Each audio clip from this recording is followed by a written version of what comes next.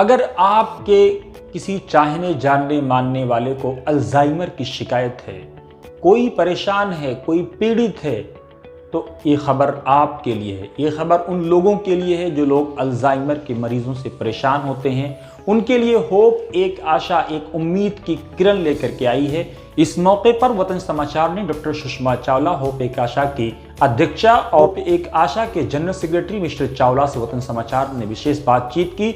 उनसे जानने का प्रयास किया कि क्या है अल्जाइमर के मरीजों के लिए होप एक आशा की तरफ से तोहफा, क्या लड़ाई लड़ रही है अल्जाइमर के मरीजों के लिए होप एक आशा की। आज तक अल्जाइमर की बीमारी को इंश्योरेंस के जुमरे में क्यों नहीं लाया गया, कैसे लोग होप एक आशा तक पहुंच सकते हैं, उसका हेडक्वार्टर कहां है, वो किस तरह से लोगों का सहयोग करते हैं। आप देखिए ये पूरी रिपोर्ट आपके लिए। नमस्कार, हमारे साथ बातचीत के लिए डॉक्टर सुषमा चावला मौजूद हैं। मैम, आज आप लोगों ने होप एक आशा और इताशा के साथ मिल करके एक कैंप ऑर्गेनाइज किया है संगम विहार में, कुछ बताने का प्रयास करेंगे? जी हाँ, ये कैंप जो है बहुत ज़रूरी था और ऐसे एरियाज़ के अंदर जहाँ लोगों की पहुँच बहुत दूर दूर तक हर स्पेशलिटी के लिए नहीं होती है, उसके लिए एक जस्ट कंसोलिडेटेड जगह पे एक कंसोलिडेटेड कैंप लगाना ये सोसाइटी की ज़रूरत है और हम रेगुलरली कैंप्स लगाते रहते हैं। अपनी सोसाइटी के बारे में कुछ बताएं, आप लोग कब से ये काम कर रहे हैं, कितनी सफलता मिल रही है, क्या प्रॉब्लम्स आ रही हैं? होप एक आशा एक 20 साल पुरानी सोसाइटी है। इट इज़ एन NGO जो कि उन बुज़ुर्गों के लिए है जो अपनी याददाश्त भूल जाते हैं, जिसको कि अल्जाइमर्स डिज़ीज़ कहा जाता है। एंड उनके जो देखभाल करने वाले हैं, चाहे वो फैमिली के हों, चाहे वो प्रोफेशनल हों, उनको बहुत स्ट्रेस हो जाता है। किसी भी इंसान की केयर करनी जो अपनी याददाश्त भूल जाता है, कोई आसान काम नहीं है। और हम पेशेंट्स की भी देखभाल करते हैं और उनकी जो केयर करने वाले हैं, जिनको हम केयर गिवर्स कहते हैं, उनकी भी देखभाल करते हैं। और हमारा अपना सेंटर है सफदरजंग एनक्लेव में B4/51, जहाँ पर हम डे केयर फैसिलिटी देते हैं पेशेंट्स के लिए, ताकि उनकी फैमिली को रिस्पाइट मिल जाए, थोड़ी चैन मिल जाए कि ये अब 4 घंटे के लिए गए हुए हैं और हम अपना काम कर सकते हैं। सेंटर पे हम डे केयर के पेशेंट्स को कॉग्निटिव रिहैबिलिटेशन कराते हैं, कॉग्निटिव स्टिमुलेशन कराते हैं, सोशलाइजेशन कराते हैं और मोटर सेंसरी एक्टिविटीज़ कराते हैं, लंच देते हैं और फिर उसके बाद वो 3-3:30 बजे तक अपने घर चले जाते हैं। इसके अलावा कैसे लोग आप तक पहुँचें और किस तरह की सुविधाएं आपसे मिल सकती हैं? कैसे पहुँचें? मेरे फ़ोन नंबर हैं, मेरी वेबसाइट है और उससे वो पहुँच जाएं। लेकिन अब तो लोग माउथ टू माउथ से आने लग पड़े हैं, क्योंकि कोविड के बाद ये बीमारी बहुत बढ़ गई है और मैनेजमेंट इतनी डिफ़िकल्ट है that now we are bringing it under mental illness.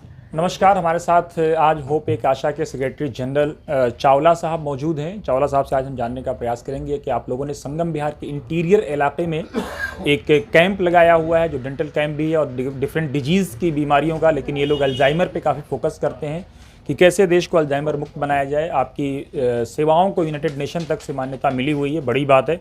और अच्छी बात यह है कि ऐसे समय में जब नफ़रत और जातवाद और हिंदू मुसलमान हर वक्त हो रहा हो, ख़ास तौर से हमारे मेन स्ट्रीम मीडिया में, ऐसे समय में चावला जैसे लोग भी हैं, तो चावला साहब निकल करके आते हैं और समाज की सेवा करते हैं और समझते हैं कि समाज के मुद्दे असल गरीबी, भुखमरी, बीमारी हैं, जिससे भारत को निजात दिलाना और भारत को एक सशक्त राष्ट्र बनाना है।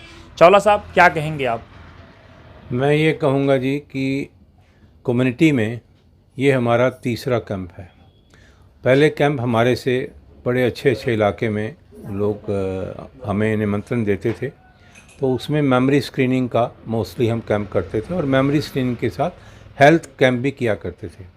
अब देखा जाए, लोग नहीं समझते मेमोरी स्क्रीनिंग क्या होता है। मैं इस तरह समझाता हूँ कि मेमोरी स्क्रीनिंग किसी की करने से ये पता लग जाता है कि 10-15 साल के बाद उसको अल्जाइमर होने वाला है ताकि उसकी प्रिवेंटिव पहले से ही कर ले, उसको भी हम बताते हैं।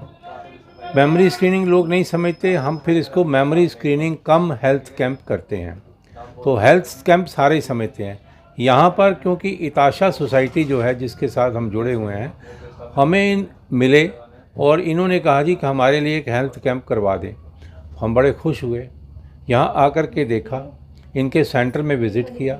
सेंटर में इतना डिसिप्लिन मैंने शायद ही कहीं पाया होगा, और बड़ी बड़ी कंपनियों के साथ ये जुड़े हुए हैं और लोगों को वहाँ जॉब दिलवाते हैं। और मैंने भी ऑफ़र किया कि हमें भी 2 लोग दें, एक टैली में और दूसरा कंप्यूटर में, और हम आपसे ही आगे जुड़ जाते हैं और आपसे लोग लेते रहेंगे। तो मुझे यहाँ आकर के हैरानगी हुई, और कल मैंने इनसे सवाल पूछा कि आपने मोबिलाइजेशन कैसे की। तो इनकी एक मोबिलाइजेशन की टीम है।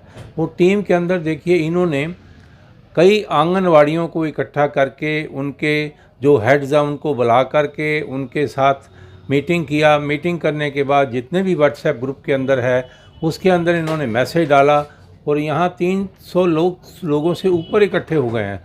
और आज मुझे ये कहा गया जी अब लोग बहुत आ गए हैं तो हम इसको स्टॉप करते हैं। हमने भी चाहा कि इतना, because we want to be sure कि जिसका देख रहे हैं, जिसको इलाज कर रहे हैं, उसको प्रॉपर टाइम दिया जाए।